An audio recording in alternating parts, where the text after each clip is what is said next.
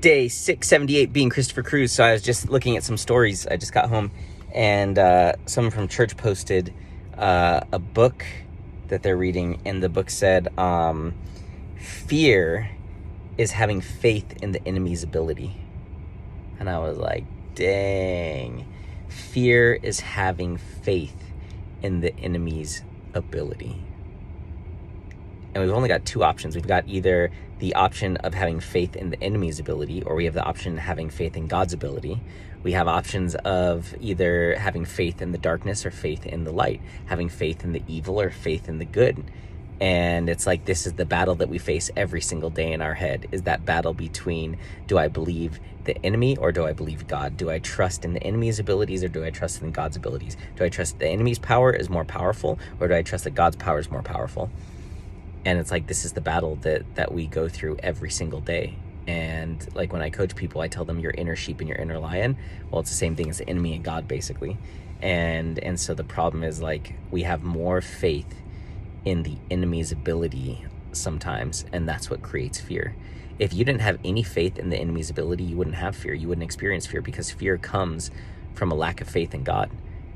And so it's like, if you truly had faith in God, if you truly trusted God, you would never have to fear anything, because you know that God's got this. And so that was just like, I read that and I was like, wow, fear is having faith in the enemy's ability. And even more so, it's having more faith in the enemy's ability than you do in God's ability. And that's when we're trapped. That's when we're stuck. That's when we're held back in life.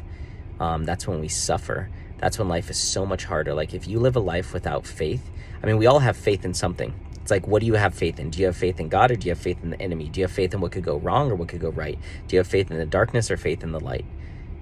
And it's like, you get to choose. You're going to choose fear. You're going to choose love. You're going to choose fear. You can choose faith. And that's the daily battle that we are fighting in our head. Am I going to trust in the power of the enemy, or am I going to trust in the power of God?